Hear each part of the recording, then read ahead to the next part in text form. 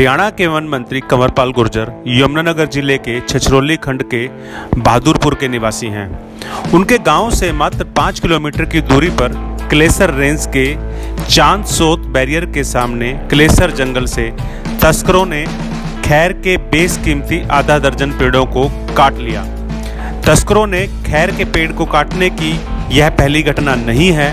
इससे पहले भी इस साल पेड़ तस्करी की 5 घटनाएं हो चुकी हैं। इसके बाद भी वन विभाग न तो तस्करों को पकड़ पाया और न ही पेड़ कटाई को रोक पाया। आकृति संस्था के अध्यक्ष अनुज सैनी ने बताया कि यह निश्चित ही चिंता की बात है कि वन मंत्री के घर के पास से ही खैर के पेड़ तस्कर काट ले गए। इससे पता चल रहा है कि जंगल तस्करों की जद में है। यह न सिर्फ जंगल के लिए खतरा है बल्कि पर्यावरण के लिए भी गंभीर चिंता का विषय है।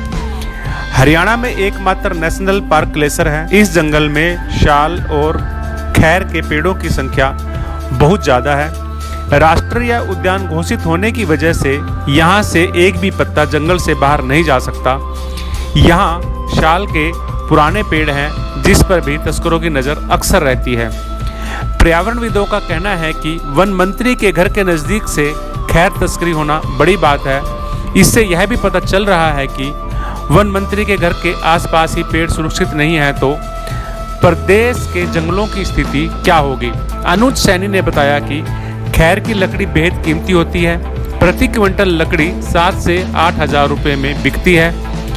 क्योंकि इस लकड़ी का कत्था बनता है इसलिए कत्था मार्केट में खैर की लकड़ी की काफ़ी डिमांड है।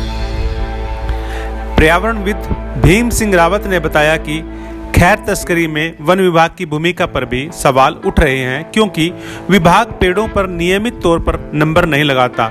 इससे लगता है कि वन विभाग के अधिकारी भी किसी न किसी स्तर पर तस्करों को लाभ पहुंचा रहे हैं। दूसरा, खैर चोरी पर जो गंभीरता वन विभाग की ओर से दिखानी चाहिए थी वह भी नहीं दिखाई जा रही। जानकारों का कहना है कि तस्कर कोई बाहर से नहीं आते, वह स्थानीय हैं।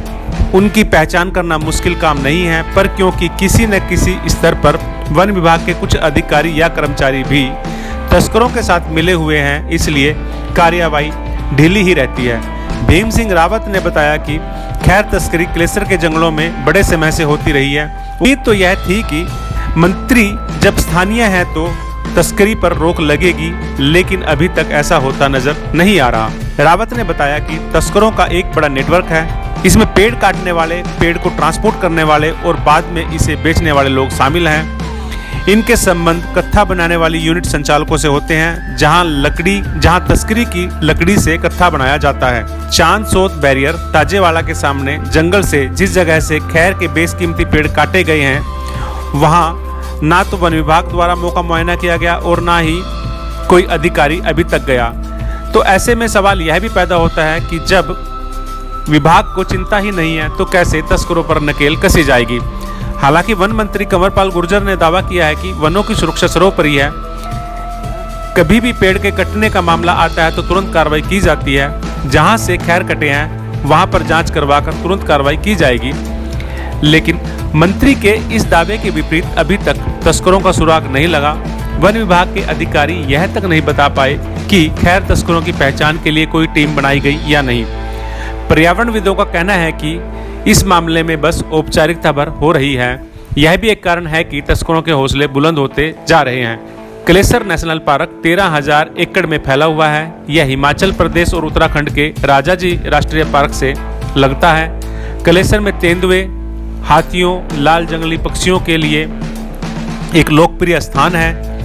क्लेसर राष्ट्रीय उद्यान को 8 दिसंबर 2003 को अधिसूचित किया गया था। क्लेसर वन्य जीव अभयारण्य को 13 दिसंबर 1996 को अधिसूचित किया गया था। पर्यावरणविदों का कहना है कि होना तो यह चाहिए था कि वन मंत्री के गृह जिला वन संरक्षण का बड़ा उदाहरण बनता, लेकिन हो इसके उलट रहा है। उनके गृह क्षेत्र में ही पेड़ सुरक्षित नहीं है तो बाकी हरियाणा की स्थिति क्या होगी।